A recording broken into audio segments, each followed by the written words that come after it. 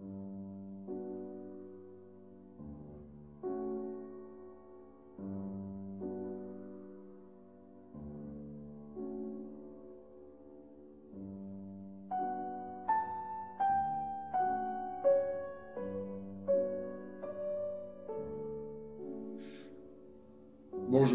Expliquer en quoi le chômage est un mensonge énorme est certainement l'explication la plus compliquée qui soit et la plus longue. Donc je vais essayer de raccourcir tout en essayant de rester intelligible. Mais il nous faudrait un bouquin d'histoire juridique, un bouquin d'histoire sociale, économique, industrielle. Il y a beaucoup de choses qui rentrent en ligne de compte. Et puis, il y a des acteurs qui sont inconscients, involontaires, et puis d'autres qui ne le sont pas. Alors, pourquoi le chômage est un mensonge? Donc, déjà, au niveau des mots, si on prend par exemple des gens qui ne travaillent pas parce que leurs parents ont une fortune et qu'avec l'argent placé, les intérêts suffisent largement à vivre confortablement, ces gens-là, on les appelle des rentiers. On ne les appelle pas des chômeurs, et pourtant ils sont inscrits comme chômeurs. Mais on les appelle des rentiers. Si on prend maintenant un raisonnement que beaucoup de gens tiennent et qui est complètement faux, qui est celui de se dire il y a 4 ou 5 millions de chômeurs, et puis ensuite il y a au moins autant d'immigrés, donc s'il n'y avait pas ces immigrés, il n'y aurait pas de chômage, c'est encore un raisonnement qui ne tient pas debout. Et puis en plus de ça, il faut reconnaître que nous, humains, même s'il y a des gens et les hasards de l'histoire qui ont divisé le monde en pays, en régions, en tout ce qu'on veut, il n'empêche que chacun d'entre nous, nous avons le réflexe naturel et normal de chercher à vivre dans la société la plus agréable à vivre qui soit. S'il y a deux régions, l'une est en guerre et tout le monde s'entretue, et l'autre c'est la paix et le bonheur, il est certain que vous allez choisir là où il y a la paix et le bonheur. Donc, il est normal qu'il y ait en permanence de l'immigration et dans tous les sens, et ça a toujours été. Ensuite, un autre phénomène dont on peut parler aussi, c'est le rôle des femmes. Jusqu'aux années 60, 70 même, la plupart des femmes ne travaillaient pas. Pourquoi? Parce qu'on n'en avait pas besoin. La paye d'un homme était suffisante à faire vivre toute une famille. Or, on a créé artificiellement le besoin de travailler de la femme, et puis on a géré l'économie de telle manière que les salaires soient tellement bas qu'effectivement il faut maintenant qu'un couple travaille pour avoir une vie confortable. Mais là encore, est-ce que c'est une réalité? Non, les gens de mon âge, on a eu nos mères qui n'ont jamais travaillé de leur vie et puis qui n'ont jamais eu besoin non plus. C'est seulement dans les années 70 qu'a commencé à s'exprimer ce besoin. Alors pourquoi dans les années 70? Parce que a commencé à se mettre en place tout le gros mensonge économique sur lequel on vit maintenant, les soi-disant crises, déjà dans les années 70, soi-disant les crises du pétrole, et puis ensuite, prétexte sur prétexte, on en est arrivé à une situation de crise économique totale qui est celle qu'on vit aujourd'hui. Mais il faut remonter loin dans le temps pour comprendre tout le schéma de l'activité. L'humain, au départ, c'est-à-dire, je parle d'il y a 5000 ans, on va dire, il y avait toute une partie de la masse humaine qui était esclave et dont les conditions d'esclavage étaient quasi normales. Donc c'était un mode de société dans lequel il y avait des peuples, des gens qui étaient conditionnés dès le départ à admettre qu'ils allaient être esclaves, qu'ils étaient dans une situation où ils naissaient esclaves et ils allaient le rester, etc. Donc c'est un concept qui peu à peu a évolué. On est arrivé au Moyen Âge où alors là c'était le servage.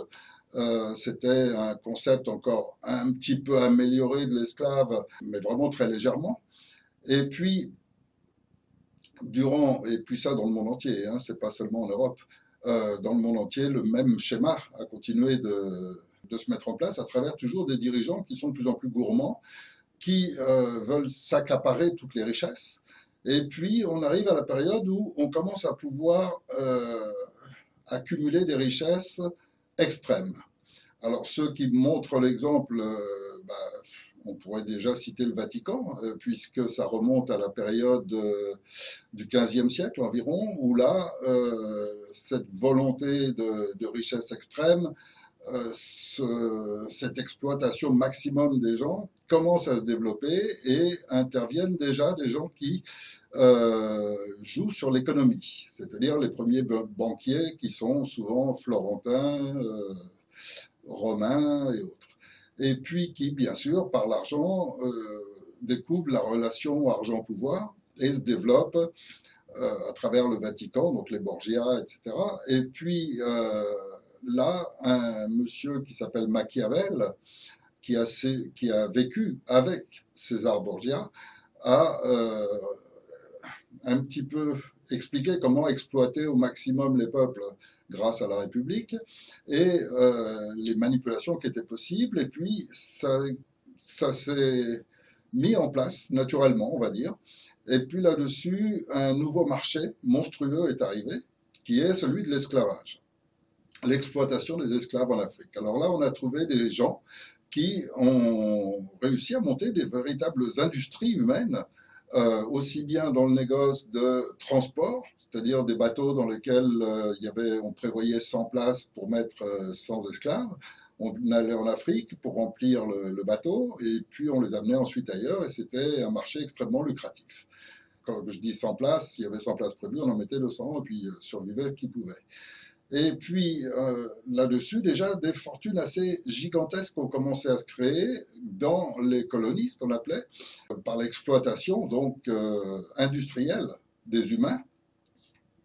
Et les très grosses fortunes ont commencé à se faire, mais des fortunes absolument immenses, dont il reste des générations après des gens qui ont toujours aucun besoin de travailler, sinon juste à actuer en politique ou autre. On peut citer en France, par exemple, Giscard d'Estaing, on peut citer Mendes France, on peut citer tous des gens qui ont bâti leur fortune sur l'exploitation industrielle des hommes.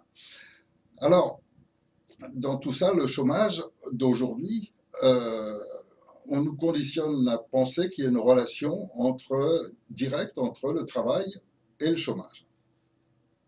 Or, on oublie complètement, on occulte complètement la notion de la révolution industrielle qui a eu lieu et qui, au XVIIIe, XIXe siècle, a complètement modifié tous les paramètres. Alors, pour m'en expliquer, c'est pas facile. Je vais prendre un exemple qui n'est pas adapté au concret, mais c'est le seul moyen, durant une vidéo comme ça, de s'expliquer. Soyons logiques. Si, quand je disais tout à l'heure qu'il y a des acteurs qui sont volontaires et d'autres qui sont involontaires ou inconscients, je veux dire ceci. Si vous êtes patron d'une entreprise, vous fabriquez un produit, quel qu'il soit, peu importe, et puis vous avez une cinquantaine de salariés pour cela, que vous payez tous les mois, etc. Et puis si demain on vous offre une machine qui va remplacer 48 de ces ouvriers, et donc, la machine vaut cher, vous allez faire votre calcul et vous allez vous dire, bon, bah, effectivement, dans 4 ans, j'aurai amorti la machine. Donc, pendant 4 ans, ça me coûte la même chose de payer la machine ou les ouvriers. Mais dans 4 ans, par contre, tout le salaire de ces ouvriers, il va me tomber dans la poche. Alors, légitimement, n'importe quel chef d'entreprise logique, puisqu'il est là pour faire du bénéfice, puisqu'il a risqué son patrimoine pour monter son entreprise, sa première réaction logique, ça va être de dire, bon, donc j'achète la machine. Pour l'acheter, il n'a pas l'argent. Là-dessus intervient un deuxième acteur qui est le banquier. Le banquier va avancer l'argent sur une machine et à cette époque-là, encore, les prêts n'étaient pas exclusivement sur gage, c'est-à-dire on n'avait pas automatiquement le besoin de donner un patrimoine en échange d'un prêt inférieur à ce patrimoine pour que la banque soit garantie. À cette époque-là, les banques prêtaient sur la machine et sur la rentabilité probable de la machine, assez fréquemment, et donc ont facilité complètement l'installation et le développement industriel. Alors, là, encore une fois, le banquier, il joue son rôle de banquier. Est-ce qu'il est conscient? Est-ce qu'il est inconscient? Est-ce que c'est volontaire? Est-ce que c'est involontaire? C'est très difficile à dire, on n'est pas dans la tête de chaque personne qui a agi à cette époque-là, et le plus probable, c'est qu'il n'était pas conscient au niveau de la société en général des actes sur le moment. Il voit juste, je prête l'argent, avec tant d'intérêt, ça me rapporte tant, je suis garanti par la machine, bon, c'est une opération financière rentable.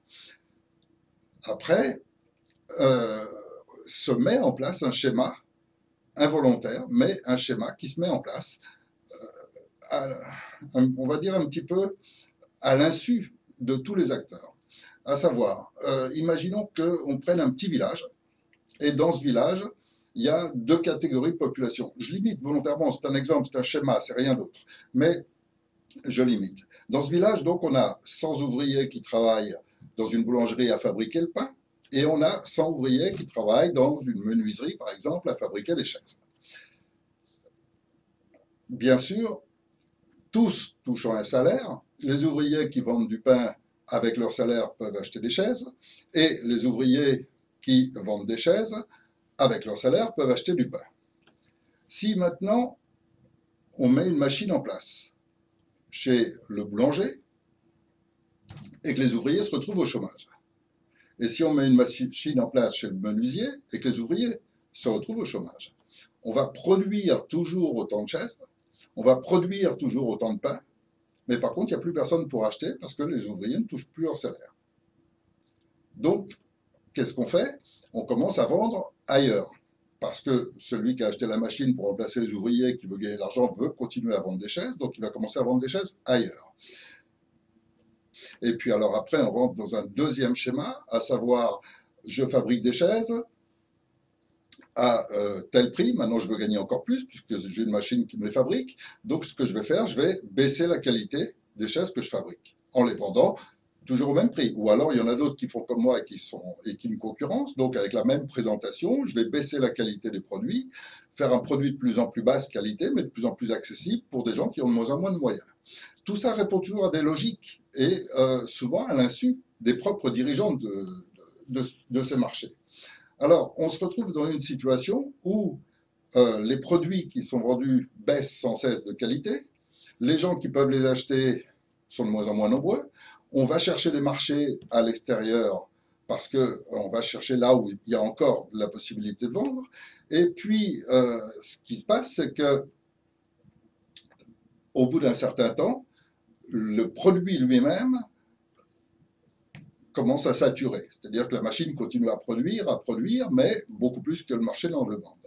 Alors, qu'est-ce qu'on fait? On commence à faire des chaises avec des barreaux fragilisés à certains endroits de façon à ce qu'elles se cassent, de façon à ce qu'elles ne durent pas très longtemps, pour que les gens en rachètent. Pour donner des exemples plus précis, dans les années 1900-1905, ont été inventées des ampoules électriques qui avaient une durée de vie pratiquement de plusieurs siècles. Ces ampoules, vous les achetiez, vous l'installiez chez vous et 100 ans après, elles fonctionnent toujours. Aujourd'hui, on est en 2013, il y a plusieurs usines dans le monde qui ont ces ampoules en place depuis les années 1900 et elles fonctionnent toujours. Alors, qu'est-ce qu'on fait? Les marchands d'ampoules, ils se sont réunis et ont étudié techniquement le moyen de les rendre plus fragiles pour qu'elles s'usent et s'abîment plus rapidement. De cette façon, ils maintiennent le marché. Alors, encore une fois, est-ce qu'il y a une volonté consciente de dégénérer la société ou est-ce qu'il y a juste une volonté de profit immédiat? On retrouve toujours une volonté de profit immédiat. Je ne crois pas qu'il y ait une volonté consciente de détruire notre société. Cet exemple sur les ampoules, c'est un exemple parmi d'autres, mais c'est vrai pour les voitures, c'est vrai, par exemple, moi je connais personnellement une société chimique qui a reçu la commande, il y a très longtemps de ça, des collants et des bas pour femmes qui avaient un gros problème, c'est que ça ne s'abîmait pas, donc une femme qui avait acheté des collants, elle pouvait les garder une éternité, parce qu'ils ne se filaient pas. Donc, ils ont demandé à cette usine chimique de passer tous les collants dans un bain spécial pour les fragiliser, pour qu'à peine on les touche, ils se filent et il faut en racheter d'autres. Donc, il y a une multitude de produits comme ça. Aujourd'hui, tout le monde le voit avec, par exemple, les imprimantes et puis un tas de matériel en informatique qui sont faits pour durer très peu et on les remplace parce que ça coûte moins cher que de réparer, etc. Donc, toute notre société s'est montée comme ça. Et c'est ce que les politiciens qui ne sont ni philosophes ni très compétents, malheureusement, il faut bien le dire, appellent la croissance. Ce n'est pas de la croissance, c'est du gâchis permanent pour maintenir une fausse industrie qui n'est pas une industrie réelle de besoin, mais une industrie de produire à tout va parce qu'on a mis en place un système qui oblige à produire à tout va. Alors, Là-dessus, il y a quelques hommes qui, eux, pensent à beaucoup plus long terme, qui sont des penseurs, des philosophes, qui ont compris cela. Et puis les premiers, on va dire, le premier d'entre eux peut-être, c'est Condorcet, donc ça remonte à 200 ans, qui avait compris que effectivement avec cette révolution industrielle, un philosophe qui devrait être ce qu'on appelle les politiciens, c'est-à-dire que dans ce village où on a ceux qui produisent le pain, ceux qui produisent ça, on a le banquier qui a prêté l'argent pour acheter les machines, et puis on a tous les ouvriers qui se retrouvent au chômage, et on a toujours les mêmes produits qui arrivent sur le marché. S'il y avait un dirigeant, un philosophe qui analyse cette situation, qu'est-ce qu'il se dit? Il se dirait, bon, là-dessus, c'est le rôle de la communauté en général, donc ce qu'on appellerait l'État, c'est le rôle de la communauté en général de gérer la situation de telle manière que l'État récupère une partie, sous forme de charge sociale, sous forme de ce qu'on veut, mais récupère une partie du surbénéfice que vont faire ces entreprises pour continuer de maintenir un salaire aux chômeurs. Et à ce moment-là, on ne les appellerait pas des chômeurs.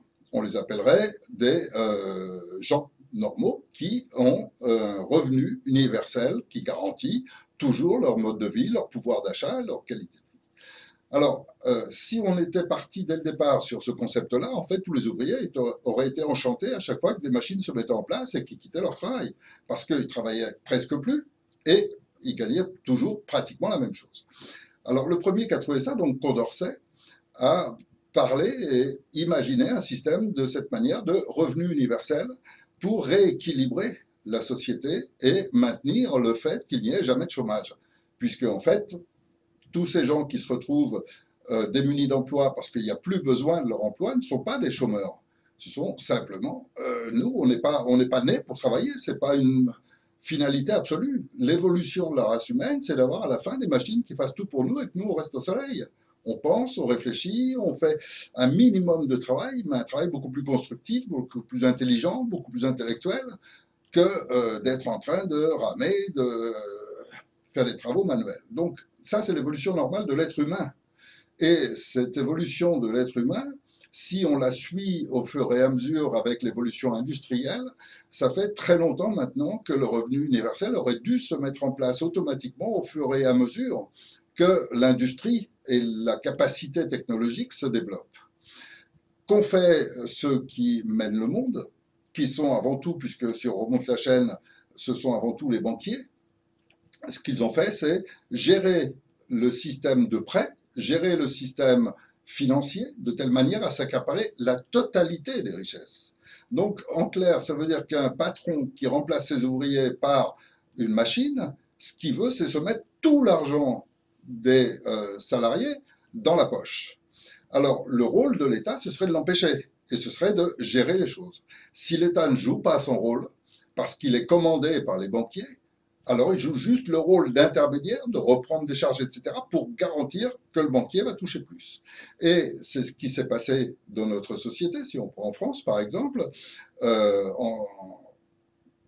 depuis les années juste après-guerre, donc après les années 45, où la France vivait presque normalement durant une vingtaine d'années, par exemple, on va dire, jusqu'aux années 70-75, alors ils ont inventé la crise économique, c'est-à-dire de faire monter tous les prix artificiellement de façon à reprendre globalement à toute la population un peu d'argent pour commencer à créer ce besoin d'un deuxième travail, c'est-à-dire d'un deuxième membre de la famille qui travaille. Donc le besoin de la femme de travailler aussi, que ce soit non pas parce qu'au départ, il y a des femmes qui travaillaient dans les années 50-60, mais elles travaillaient pour le plaisir, pour s'occuper. Elles travaillaient à mi-temps souvent. Elles travaillaient, disons, pour un complément, pour un petit confort de plus, pour se payer des belles vacances, mais sans aucune nécessité.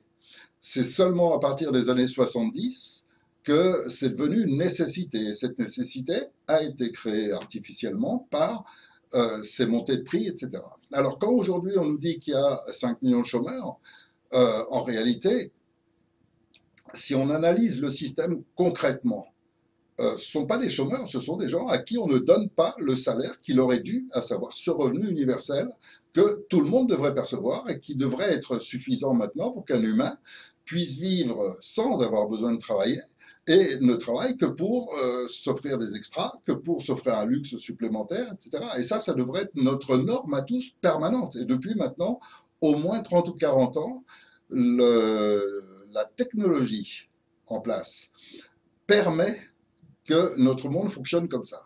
Et s'il ne fonctionne pas comme ça, c'est parce que les acteurs majeurs du système économique veulent accaparer la totalité des richesses. Et si on regarde un petit peu les comptes, il y a très peu de temps, on a entendu parler des affaires Falciani, Hervé Falciani essentiellement, mais aussi deux, trois autres affaires où on s'aperçoit que dans une seule banque sur des milliers et dans un seul paradis fiscal sur 50 ou 60 qui est en tout, sur une seule banque, on trouve 200 milliards d'euros.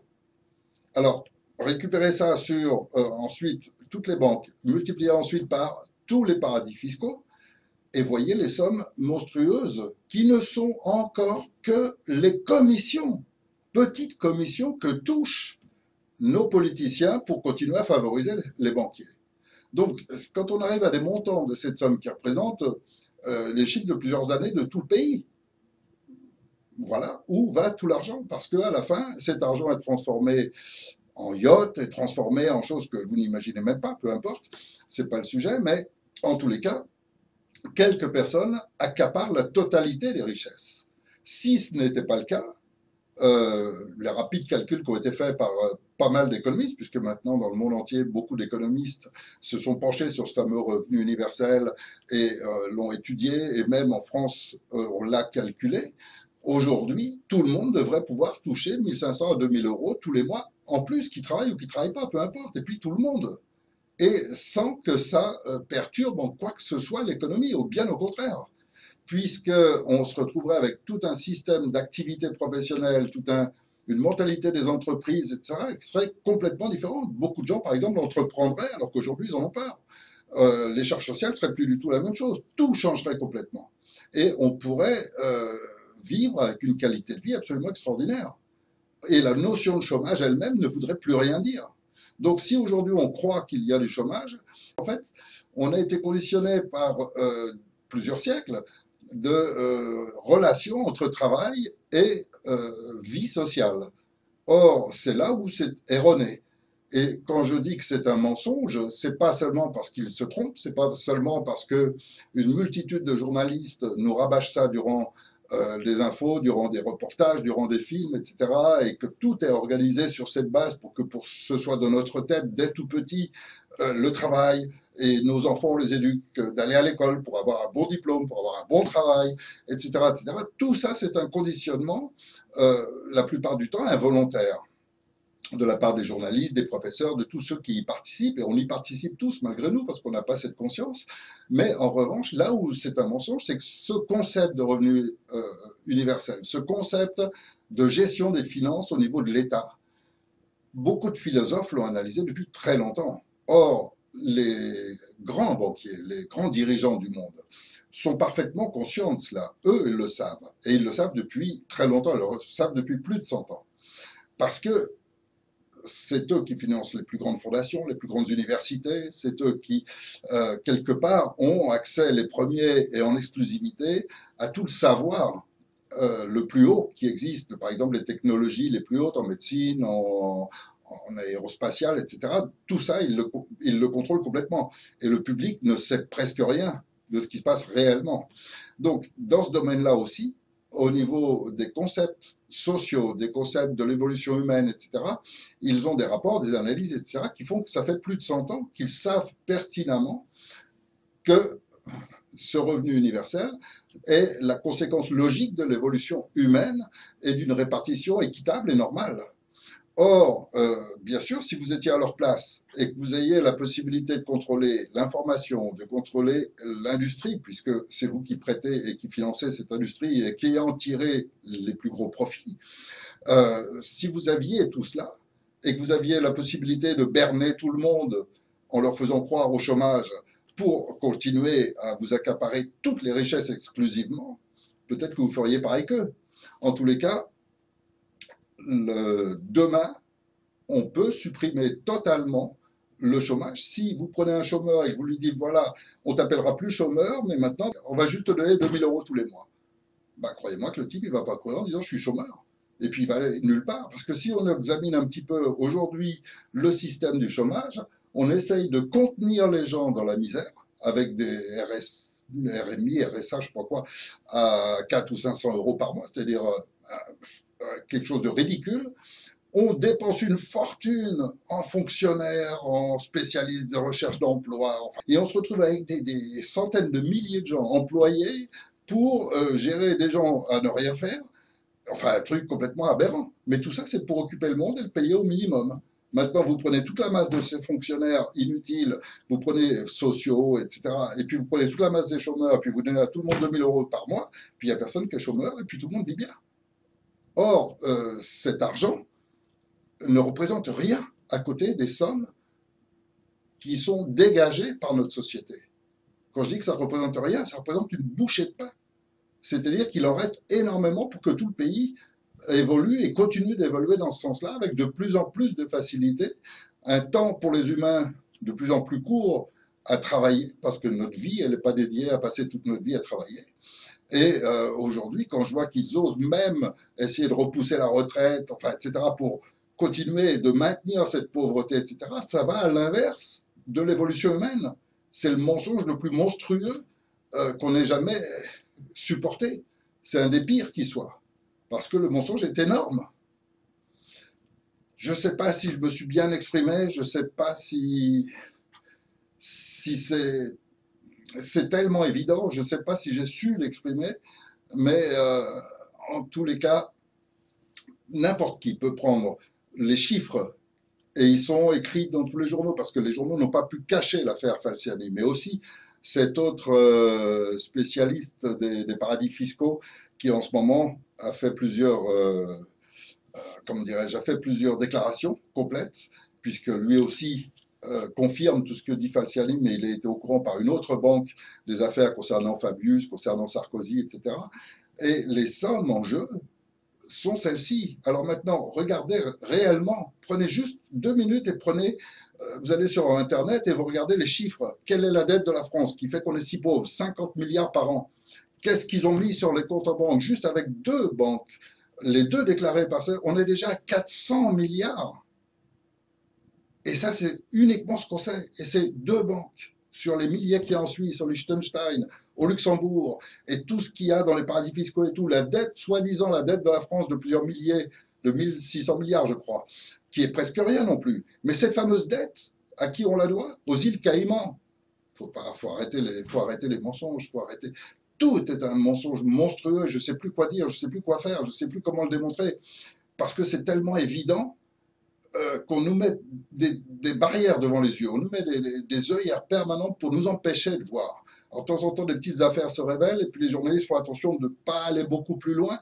Mais soyons logiques, quoi. S'il y a 2 personnes de 2 banques différentes qui ont travaillé dans ces banques et qui viennent dévoiler chacun que dans sa banque, c'est plusieurs centaines de millions, de milliards, pardon, d'euros, alors dites-vous que toutes les autres banques ont aussi quelqu'un qui pourrait venir dénoncer aussi et additionner toutes ces sommes. Et puis vous vous rendrez compte qu'il n'y a pas de chômage. Il y a quelqu'un qui nous vole l'argent que produit toute notre société, mais il n'y a pas de chômage. Voilà. Je ne sais pas si j'ai su m'exprimer clairement, je ne sais pas si c'est pas facile de démontrer ça parce que je sais qu'il y a des gens en ce moment qui regardent cette vidéo et puis qui se disent mais moi je suis au chômage et puis il me manque de l'argent. Ben oui, mais c'est pas le travail qui vous manque, c'est l'argent. Et l'argent, il y a quelqu'un qui nous le vole. Et c'est là le problème. C'est pas le problème du travail. Voilà.